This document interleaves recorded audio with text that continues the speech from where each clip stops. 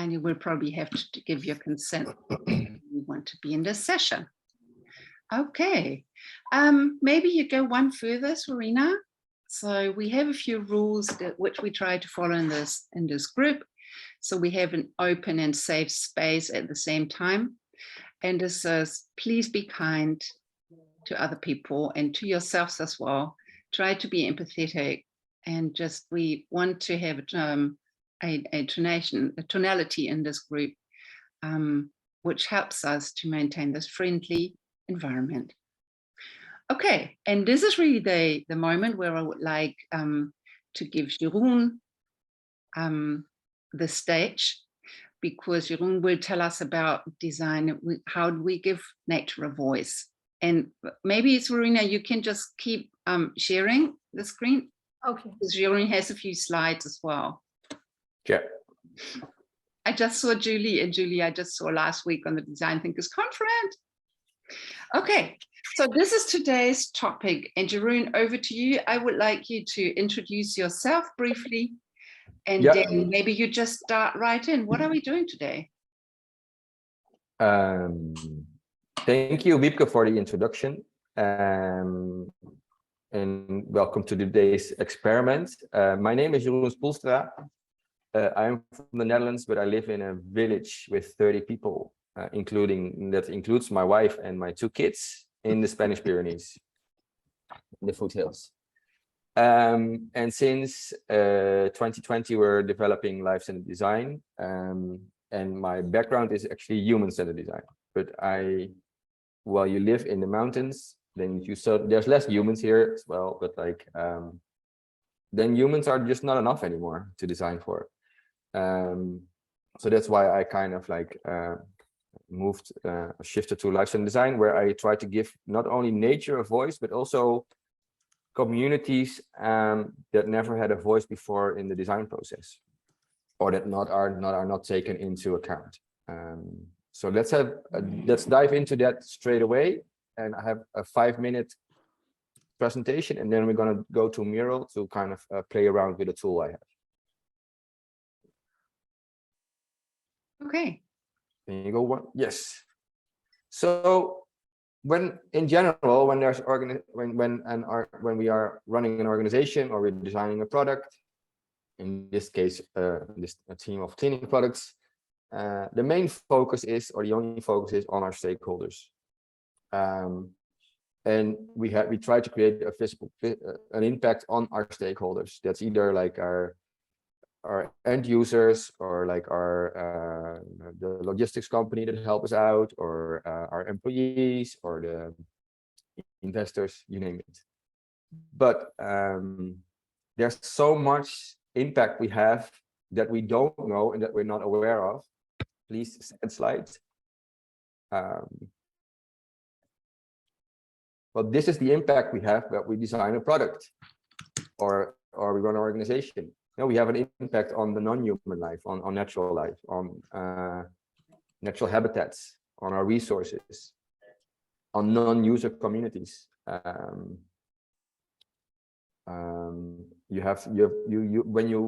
you create a product, or when you have an organization, you have an impact on your own habitat, on your own environment. With life-centered design, we try to uncover all these blind spots, so that you can actually understand your impact on the whole ecosystem, and can act accordingly. So you can unlock where you create damage, and try to restore it, try to regenerate it, or try to kind of revive the things you've broken. And I believe that makes us create better organizations, better quality products, better quality of life for your employees, for the environment, etc. Jeroen, and it's very hard to see because it's very small. Maybe you want to read out what there's different fields just shortly. Yeah. So so in the center you place your product, your service, or your organization. On the far left is your stakeholders. On the top 2 are basically the natural life and natural habitats. Far right are your natural resources, or abiotic factors. bottom right is the non-user communities, and in non-user communities, kind of like people that you affect with your products, but they are not your users. And then on the bottom left, it's like your habitats and your artifacts. Second slide, or next slide, please. So what is life-centered design? It's a design philosophy and approach that goes beyond human needs, and it puts life at the center of our creation. And the long-term goal is to restore biological ecosystems and create a new balance between nature and humanity, as I see it. And before that, we must design new connections with each other, with our food, our work, and most importantly, life on Earth around us. And this starts with the realization that humans are part of nature, what I believe. And what I kind of, we have a user experience when we use a product or like when we go on a holiday. But on the flip side is a non-user experience, someone that's affected by it, and the nature experience. And that nature experience is often way much longer. The effects nature feels way much longer than that we have like a short-term user experience. So we have to kind of like be more aware of those things. Next slide. And then we're going to start slowly to our workshop. This is actually the very first visualization I made for to kind of get my head around what life in design could be. This is the Earth divided in a biological ecosystem, a human ecosystem, and a digital one. And way before the Middle Ages, we were kind of part of we still part of nature, but we realized we are part of nature, and we kind of slowly detached ourselves from nature. And that speeded up during the 19th century with the Industrial Revolution and became more and more and more. And then when the computer got invented in the 1940s, it's the purple dot, we got the digital ecosystem as well that has a huge impact. And now basically that digital and that human ecosystem are pressing down on the biological ecosystem. And it would be great if we could restore that balance. If you could be more close to nature, if the technology we use is part of a solution and not kind of like extracting kind of resources from nature. Next one. So today's exercise in Mural is that we're going to make an ecosystem context map. That's how I call this thing. And we do that around spaghetti bolognese. So you're going to fill in this ecosystem map around spaghetti bolognese. And then you have to look into what are your stakeholders of spaghetti bolognese. First of all, you're going to describe what is spaghetti bolognese and how do you make it. And then you're going to fill in this ecosystem map. Like, what are the stakeholders of spaghetti bolognese? What is the habitat of, what are the local habitats? What are the artifacts you need to make spaghetti bolognese? How does it impact natural life, the natural habitats, and the natural resources? And are there any non-user communities that have a negative effect of spaghetti bolognese? And I would say, let's go start. Questions so far?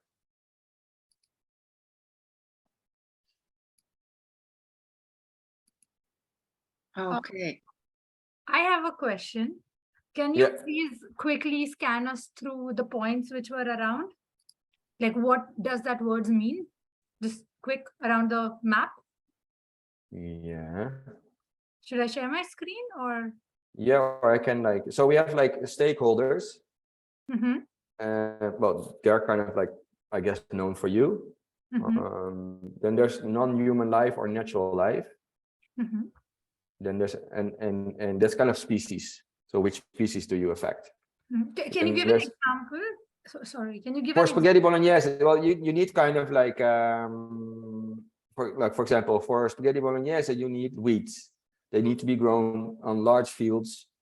The impact of those large fields are, for example, the bees. You know, they can't fly over those long fields because they don't have any flowers. So there's like, or like there's no worms in the soil because the fields are like used over and over again. If you would kind of look into traditional weeds.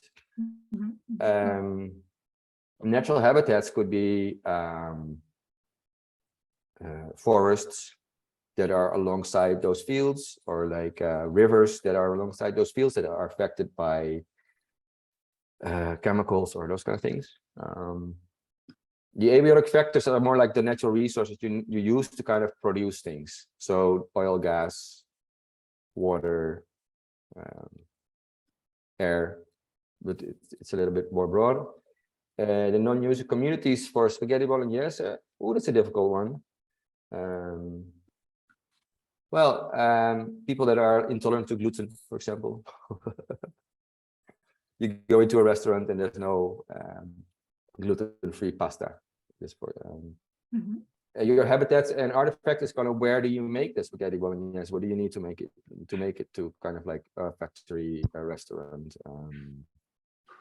tools, and then your stakeholders. Okay. Thank you for that explanation. Yeah, thank you for stopping the screen sharing. I would have asked you, but you do it all automatically. Thanks, Marina. Are there any more questions before we send you off into the breakout rooms? None that I can see. So we want to, wait, I just have to close the door here. So we have 1, 2, 3. We have prepared 3 breakout rooms. So you will be about 3 to 4 people in one breakout room. And we want to ask you to work on the mural board and just find out what your spaghetti bolognese does to the different surroundings, as Jeroen just explained. You have about 20 minutes time, and then we can beam back into the main room in the plenary and want to discuss insights and learnings, and Jeroen will explain a bit more. Yeah, and it's got one final tip. Like, this can also take like an hour and a half, this context map. So try to kind of like go, like, not mega deep into kind of a thing, but try to kind of tip all the boxes as much as you can. Yeah. Just take it easy. And yeah, any questions, you just write them in the chat. Okay. So may you fly safely through the universe and have fun on the other end, and we get you back. You don't have to do anything. We get you back in 20 minutes about. See you later.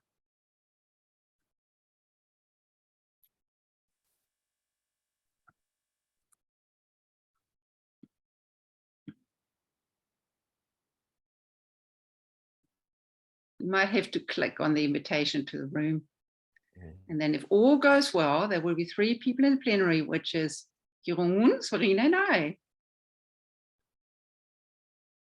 Where's Bernard? Not joining. Bernard, do you know what you have to do in order to get to the room? Maybe he has issues with his. Sorry, I'd prefer not to participate in the thing. I'm just not feeling well. Oh, I'm sorry. Don't worry about it. Just stay with us. You're very welcome to stay with us. Donna, how are you? Would I be able to put you in room 1 then? Because if not, there's only 2 people there. Whoop, Donna's gone. She's in room. Okay, so there's 2 people in room 2 and room 1. But they will be able to do that because Arnold is very experienced. I think I know Arnold from something. Yeah, first he's from the Netherlands. Second, he's from the Design Thinkers community. And third, he's been here quite a few times. Wow. Thank you, Svarina. It just, my slideshow at some stage it just got stuck. No worries, it's fine. Should I in fact share my screen? You want to see what's happening in the breakout rooms. We can be on the mural board, or we can do one, because I would love to try it with the expert. Okay. So that we can have the crowd entertained when everyone is in the breakout room for 20 minutes. So I don't have to kind of break into the room to kind of like just let them do their thing, or I help them out sometimes. You don't. I mean, if you want to, when you can. Well, Serena, if you want to, because maybe the experiment is not to and show the mirror, that's awesome, and we can have a look what's happening in the groups. Definitely. Because usually I would, and that can happen at the same time. Jeroen, I would ask you maybe a few questions about how you work with this tool, because we had in the in the chat, we have Shiloh, who seems to be quite experienced with like ecosystem mapping and life cycle approaches. Yeah. And maybe you can just take two things. Well, explain what is one, what's the other, how far yours is new, and what you have done with what you. Oh, just I explained have to no us. idea. I actually don't really know what's like. I just went from my own thing, and I got so many people sending me so much stuff about ecosystems and whatever. It's like I can't keep up. So Don't I have worry. a whole list of things, but what and so you can either enter, I think, in two ways. You can either enter as like an organization in that ecosystem map, and you want to know your impact, like in a broad scale. So what we, for example, did with one workshop is like booking.com. It's huge. It's really big. You know, like, and pretty difficult to kind of like pinpoint out what the impact is, because we're just guessing. You're also just guessing. And now we have only 20 minutes, but like an exercise next to after that is done to create like a persona from a species, or like a non-user community that's impacted by booking.com. And then you suddenly go from really kind of broad to very specific, which is great, because that's kind of like people really feel that kind of that combination is like kind of very rich, you know, like having be able to kind of look at this kind of massive context map. And then half an hour later, you kind of work. I know. I mean, what I'm not even sure what we looked at. That, but like a crab or something that swims in the ocean, because that's impacted by Booking.com. And what's funny is that like what you figure, like what we figured out doing these exercises is kind of how intertwined everything is. It's scary. Yes. It's yes. like we had one that was like an Australian retirement fund, because we had a woman from Australia that kind of like worked for that retirement fund.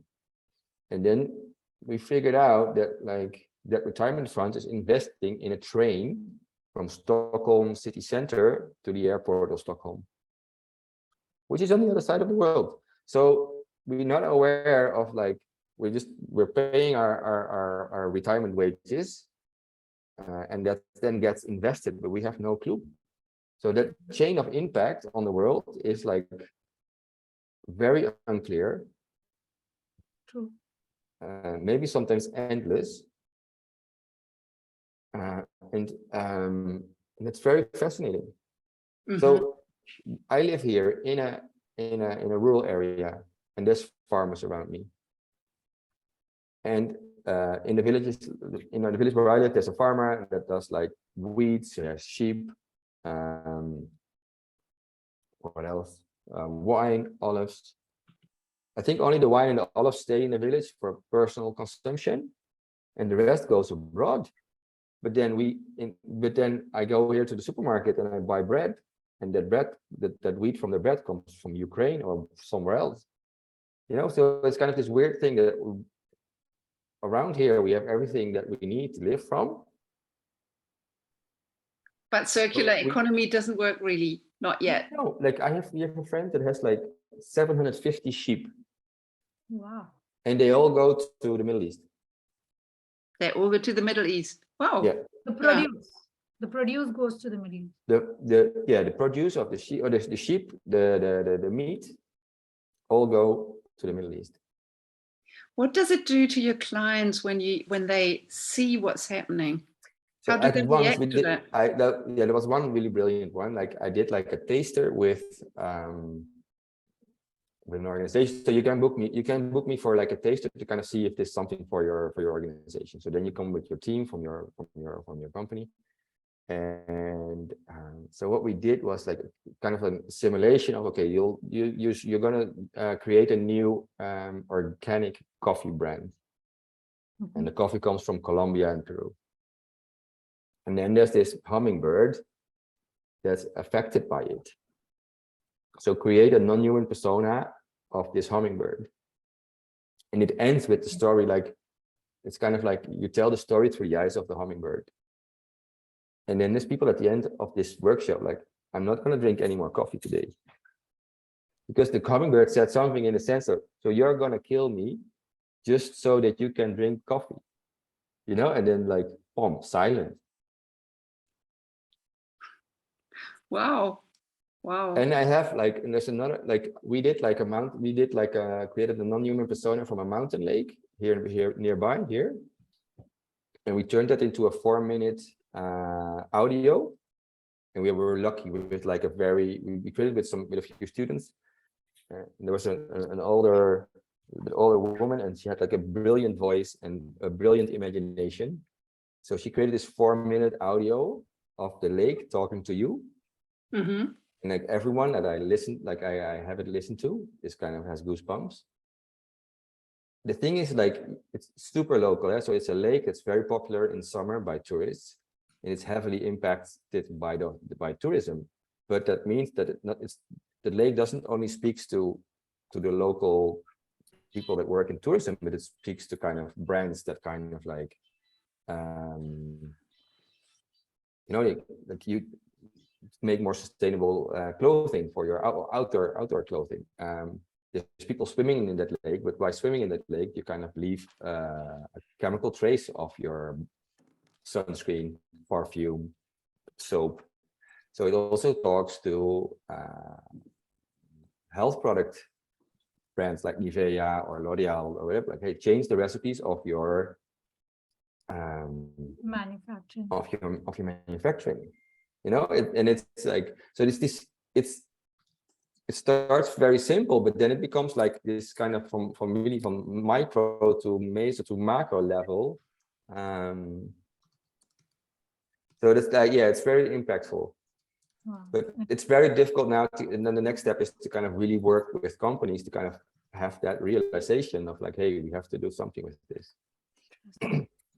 With this, now that you are saying about the tourism and everything, and again, you said like you can produce things, but it goes outside. So what do you think about the trend which is now there, like ecotourism or go local, shop local? How do you think all these trends are helping? Yeah, it's kind of, yeah, so you can shop. So it's like a double. I'm also a mountain bike guide here in the Pyrenees. And I have, you know, like, and I try to show everything locally. So that's like, but it's locally grown meat and locally made cheese that's not per se organic, but it's from here. So that's kind of like, but then again, if I have clients from the United States or from New Zealand, where do you go with your local tourism? Because they've been flying half the world, you know, to come here for 10 days to eat locally and then fly back again. So yes, it's good to kind of like be aware of this local tourism or ecotourism, but like as long as people are flying from all over the world, there's nothing eco about ecotourism. Oh, Do you think that You know, like it's yeah. very, or like it's I think if you want to, like, ecotourism is probably tourism very close by. So that would mean if I would go to France, to the other side of the mountains, you know, in my car. but it's also about the experience, right? Yeah. So what I try to do with guiding is like, is at least show people how beautiful this is where I live, how good the food tastes, and you know, like be an example of like, hey, go out in your own where you live and find also these like beautiful spots, protect them, you know, like help these local producers by buying their food. It's very, it's always finding this kind of balance. No, like my wife is from Costa Rica, and yeah, we want to see our family once in a while. So that's for that we have to fly, but otherwise I would not fly anymore. Wow. I think. But Jeroen, do you see a paradigm shift that people get more aware? I mean, you're dealing like, with corporate clients, I understand. And do they do it because they have to do it? Do they sense the pressure from their stakeholders? Why do they do it?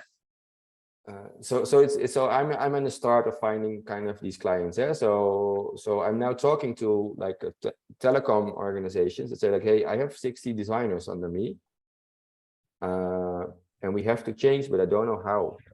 He said like, 10 years ago, designers I hired designers and they asked like the first question they asked like, how much do I earn? Where can I put my name on my design? And like, it was very, very me. And now it's that like, I'm hiring designers and they're asking asking me, how ethical are you in your work, in your organization, and how sustainable?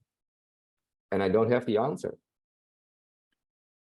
So there's a shift. So it's happening, but it's slow, you know, like, or I don't know if it's slow. Like I started this putting out like since March, and I'm amazed. I'm talking to people all over the world, like Mexico yesterday, Iceland, India, France, Norway, the US, Australia. It's, you know, like, so it's there's a thing happening.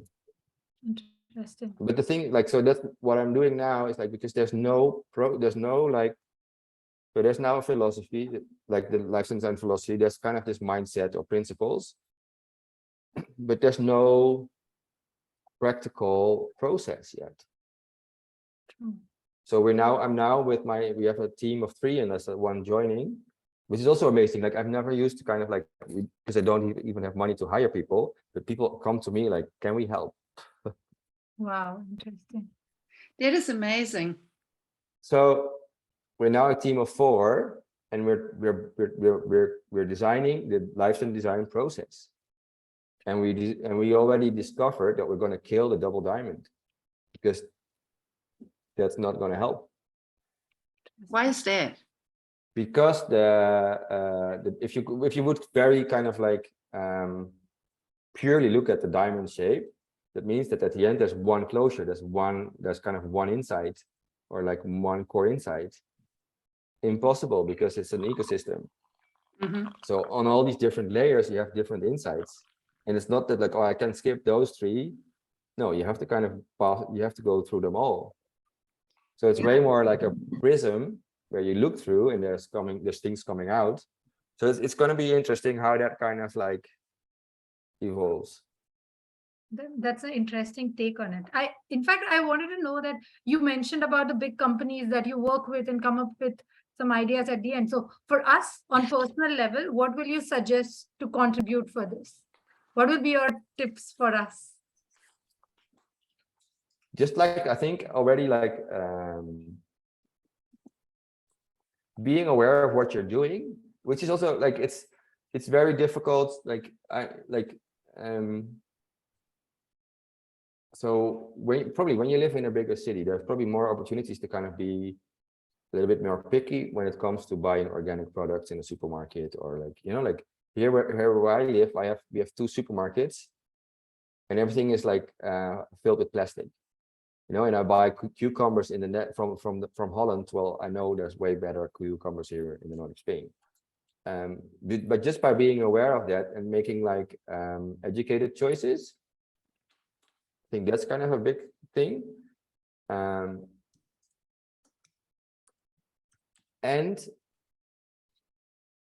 be critical. Like electrical EVs are not a solution to change the world. So what is like what I see a lot, there's a lot of sustainability in disguise. Or how do you say that? Like there's a lot of things that like electric vehicles, like the solution, but no, like they're still running on like coal and gas and like non-sustainable electricity. So it's like we're not changing our behavior. And I don't, you know, like I'm not assuming that like you can just change the behavior of 9 billion people. But yeah, you have to kind of like make kind of these like more educated decisions, or like be aware of the things you kind of buy or do.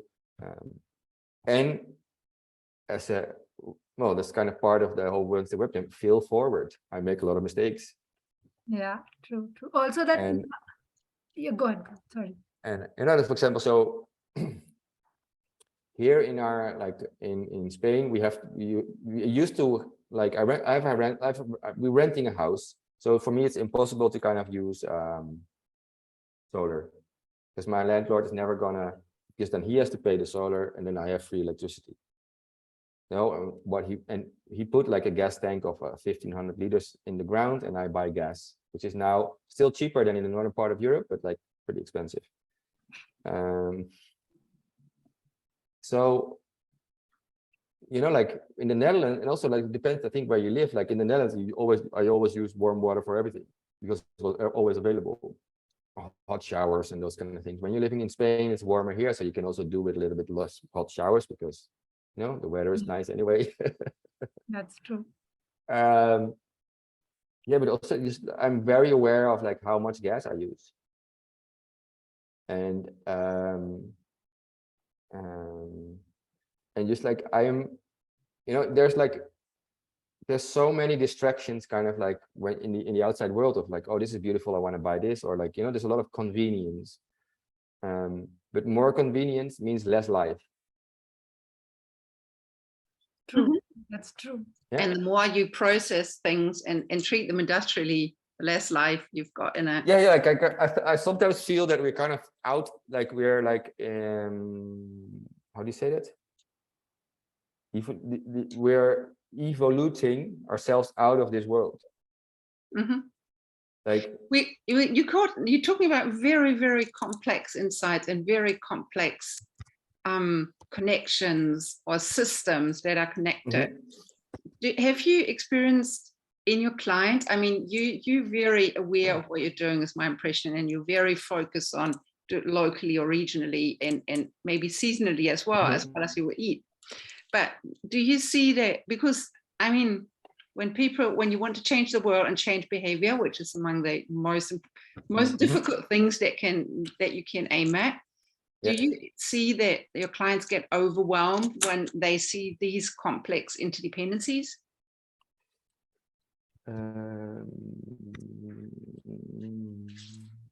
No, well, people are kind of shocked sometimes, or ignore it. Like I remember I taught, like in the very beginning of lifestyle design, I taught it on Nijrode Business University in the Netherlands, which is like a very prestigious university, on an MBA program. So I was working with like the senior managers and CEOs of like big companies, and for example Heineken. And they're just too far in their own thing. So it's really hard to kind of get them like, they, you know, like for them sustainability is something that is from the outside world that comes in. So it's not from the inside out. Okay. So, you know, like there was like a meat processing company, and they literally said like, it's because of the main supermarket chain wants us to be more sustainable, otherwise we wouldn't do it. Yeah. But it's also like, so one of the theories I have is like, at least what I can see from the Netherlands, or like, is that I've been teaching from 2008 to 2015, 16 in the Netherlands, on and off, and in not only in design education but also other education. And I was always already working on like putting sustainability in these educational programs, or like somehow. And what I feel now, there's a whole bunch of like young people leaving universities with that knowledge, but the companies where they're working don't have that knowledge. Yeah, because they're my age or older. True. And they haven't had it in their education, and they're kind of all working in management or like whatever. I'm sorry, I have to interrupt because time is almost up. So we have 2 more slides from your presentation, Jeroen. And Serena, I would ask you to share them. The question is, do we start into the follow-up with these 2 slides, or are they for later and we just ask first for how to let's ask first, and maybe can we share the mural on the screen just for a short bit? Exactly. So we have it, like we have them all back, and just when they're safely landed, then Serena, I ask you to share the mural. Yes, sure. Wonderful. So I would just get all people back.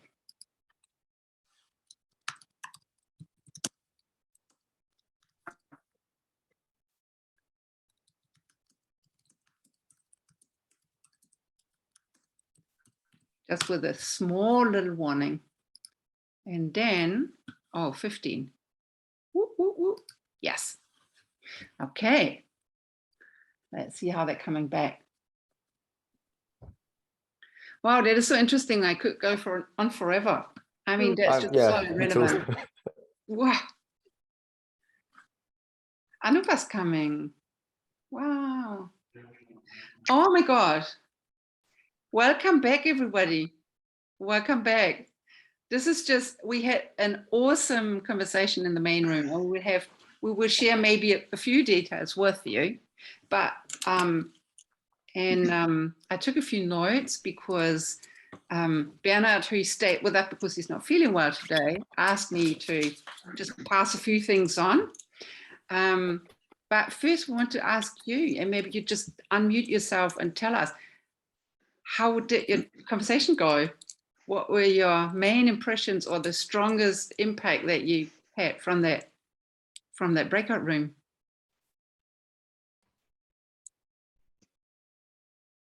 This is Neil. I found the conversation incredibly generative and literally mind expanding, just never having thought in these before. So having to spend some time understanding, what does this really mean?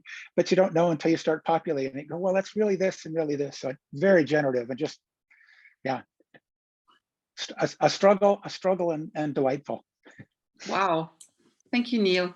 Yeah, I kind of echo that. I was with Jacopo, and we felt a bit that things were overlapping sometimes. So it was hard for me to say like, hey, is the natural resource or does it fit in the other categories? But I think it's interesting because you look at it in a much wider setting, which was also more complex because it's like, where does it stop? So.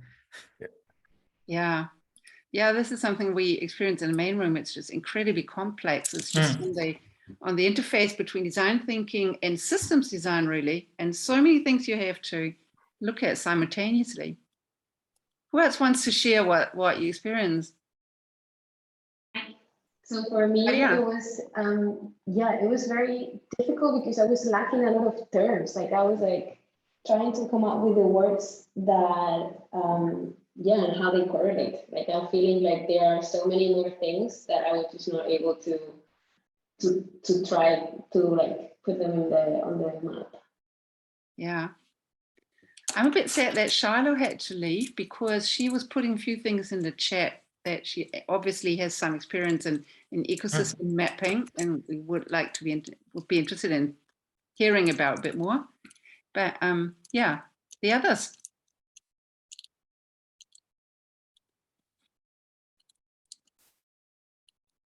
Okay. Well, then just what was your main insight? What did you find out about the impact of your spaghetti?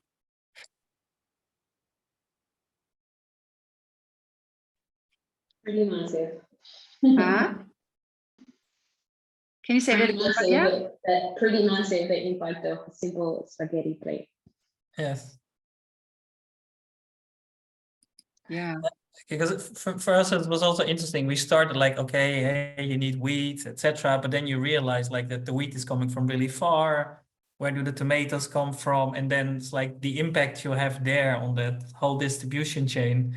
I think we were trying to kind of capture that, but it's a bit hard. But then you also actually have people that I think Jacopo was suggesting that live near that infrastructure as well, or part of that infrastructure, who therefore are also impacted. Mm-hmm.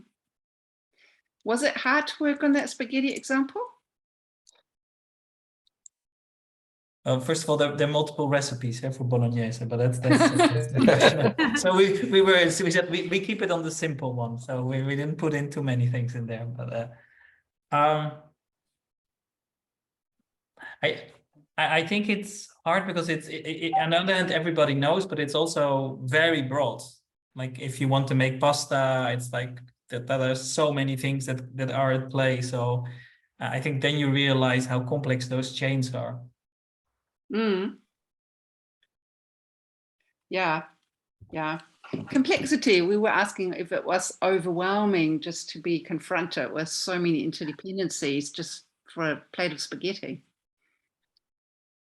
If I can just add one thing, I guess yes, please. It's also it gives just a flavor of how much we need also expertise. Because while you get into deeper details into of like how much water do the tomato plants need to grow in a certain way, or the field where the corn, well, not the corn, how is called in English, the grain grows. Wheat, yes. So, and all these things you need expertise, and expertise in different fields. And so we need to come up in a way to facilitate different expertise around one product, which sounds so simple in the beginning, but then when you get deeper and deeper, then you open a window, and after a window, and yeah, there is expertise after expertise that you have to grow. Thanks. Absolutely. Thank you, Jacopo. Swarina, would you stop sharing the mural and go back to the slides, please? Because yeah, Jeroen told us that he hasn't been doing this for very long. Just started in March, but maybe you, well, not maybe, I know that you want to share with us what is happening next and how the circle of your design concept goes on. Yeah, this is. Yeah, so I totally understand that. This is like, especially when you like, with hardly any introduction, you have to kind of make this context map. It's pretty difficult. And in 20 minutes, my experience is like normally you would at least like need 45 minutes to an hour to make it proper, like fully in. But I always pair it in a workshop with personas. So it's also not about, you know, like you have to need the tendency to kind of like make it like complete. And if you would make it complete, then it would be kind of an endless mind map, because that's basically like this context map is kind of like, you could also do it, create some sort of mind map with it.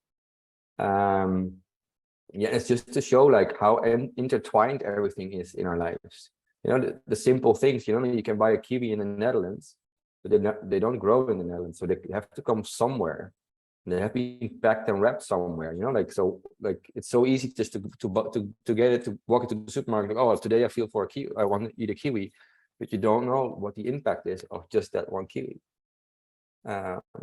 Which what we then often do when we have this context map is kind of like create personas, both from nature and from non-users. We call them non-human personas, and from the non-user we call it non-user personas.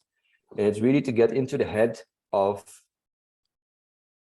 that species or that natural habitat. Like we did like one here in the Pyrenees, and it was like from a mountain lake. And at the end, we came up with an audio file of 4 minutes, like the audio lake talking to us through and like explaining what the impact is of our human behavior on that lake, and not only like on personal level, because it's very touristic here, so it's kind of like very easy to get there, but like also on industrial level, like how you can swim in that lake, but that swimming in that lake affects the chemical balance of that lake, because you leave a chemical trace with your sunscreens and those kind of things, and your perfume. So maybe like manufacturers like Nivea, L'Oreal, whatever, like other, need to change their recipes so that the impact of those things is less. A non-user thing, what we created was like, we looked at DHL not as a, you know, like as an exercise, like a parcel packages. Like everyone now is online. When you order something on Amazon, how does it impact the people that live in a certain neighborhood where those vans drive on and off? Can kids still safely cross the road, or like what's the pollution on that spot? Is it extra because a lot of diesel vans that they use? And you can actually do the same with resources, like make biographies of your resources, or like, and that's more also when you come into life cycle analysis, I think. And that's not per se the core of lifestyle design, but you know, like it's kind of being aware of the things what you do. And if you know this, if you're aware of all these kind of impacts you have, you can actually kind of come up with like a series of solutions to kind of help nature forward and help the communities forward, like with your products, I feel, and come up with a strategy for that. And yeah, as any other design process, it will kind of be reflective and adaptive. Like it's not about perfectionism, although we want that maybe for like sustainability. And if you look on LinkedIn, like everything has to be kind of almost perfect, I feel sometimes. And if everyone screams they have the solution, but I think it's more like trying out all these different types of solutions. Jeroen, and one of oh, sorry, you haven't finished yet. You want to go? Oops. I don't know, like, what do you want to say? I was just taking up Bernard's question when you said the method that you're using, the methodology, it's a real game changer. It's not only that people come to you and instead of you looking out hiring designers, more designers who work with you, that people come to you and say, I want to contribute, how can I do that? Yeah. But So it's like, the same that you said, another thing is that you said you want to kill the double diamond.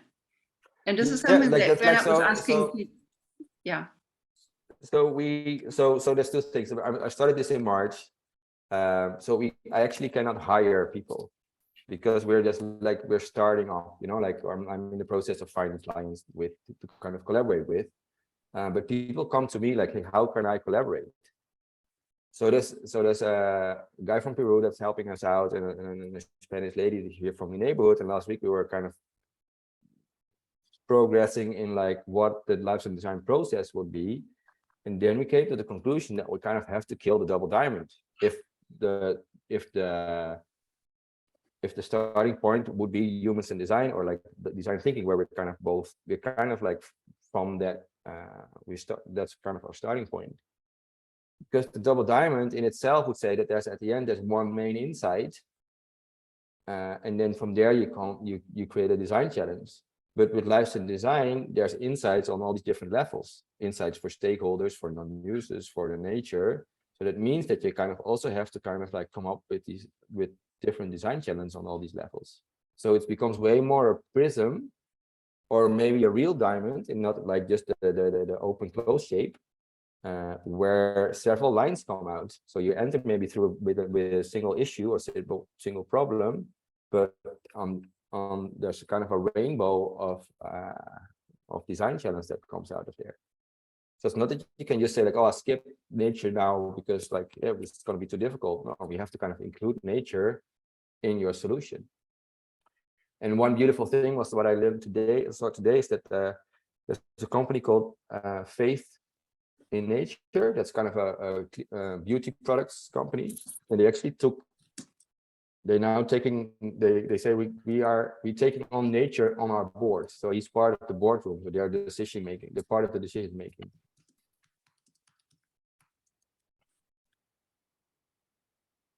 Okay.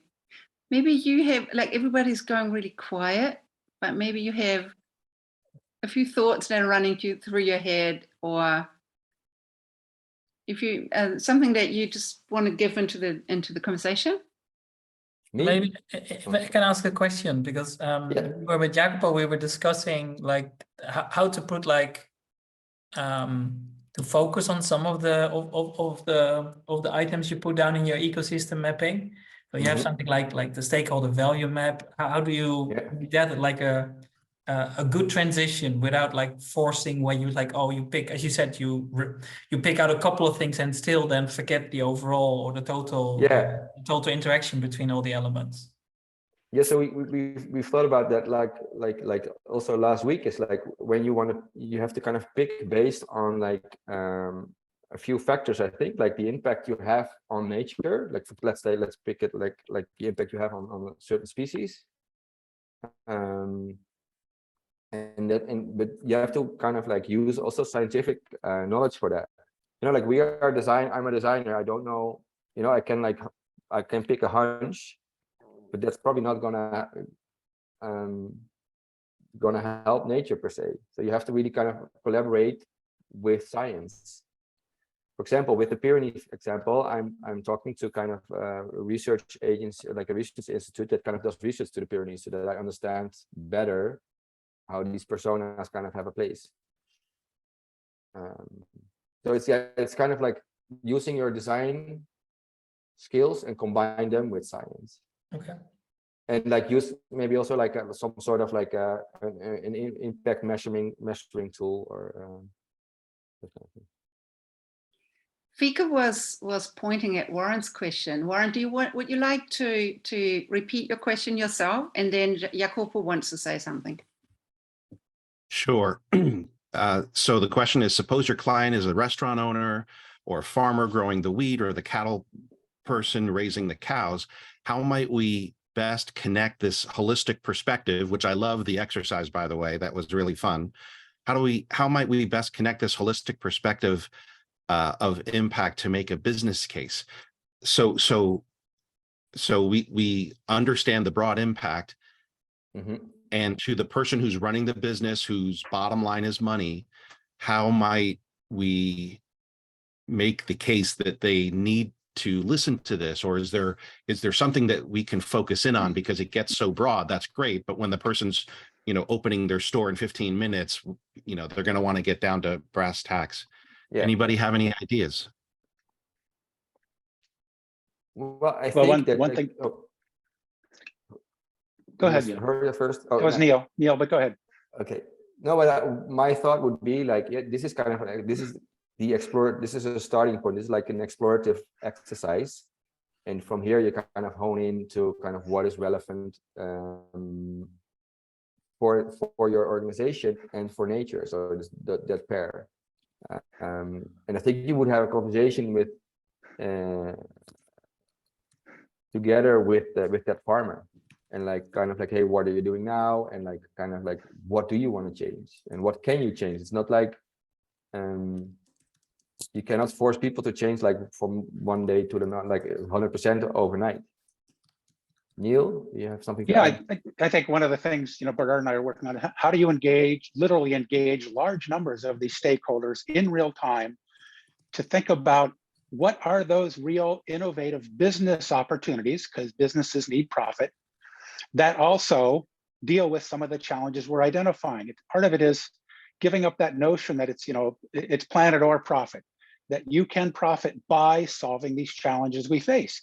And I think the best way is to bring that system together, literally together, and help them have those conversations. Exactly, we say, what are those experiments we can try? But never lose sight that business does have to turn a profit. Yeah. And I think most people want to do the right thing. So large stakeholder engagement. Yeah. Okay, we're coming to the top of the hour. I set Jacopo's question as well, but I have to be a bit strict. Jacopo, I hope you're not unhappy if you ask you to put your question forward in the backstage, and I hope you're all coming along. And the only thing you have to do is stay with us. We just want to have if you can like save the chat, then I can try to answer also some things later on. That is true. We will do that anyway. Yeah, because we would like to introduce the next session, and just next week we go fishing. Next week is free, and you can build up your anticipation to the 2nd of November. On the 2nd of November, one warning sign, since we sort of orient along the European time schedule and daylight savings end, the next session on the 2nd of November will be 12 o'clock US Eastern time. So 1 hour later than US people usually come to see us. So Rena, can you go one further so we can see what we're doing on the 2nd? This is Colin Skelton, and some of you know him already, together with Emily Puel, and those two work a lot with embodiment. I have to say, playing with the natural environment sounds very broad, and I have no idea what they will be doing. And I have a slight suspicion it might be a bit improvised, but that will surely be a fun and very interactive and very embodied session. So I can only invite you all to come. Yes, that's it. And then we have this little block where we always ask you to submit your ideas for a jam, because we live from our community, and we're just happy if you help us enrich this schedule with nice and interesting ideas. And this is how you can do it. Wednesday Web Jam Ideas under Bitly. yeah, apart from that, just follow us on the socials, on Instagram and LinkedIn, in the LinkedIn group. And if you really feel like it, you might want to buy us a coffee. And Serena, yeah, I know, wait, I can put it in the chat. So we have just a few ideas how you might be able to help us with ideas. And yeah, maybe with a little support so we can cover our cost for murals and for YouTube, for the website and whatever there is. Well, thank you for that anyway. We will now say goodbye to YouTube and stop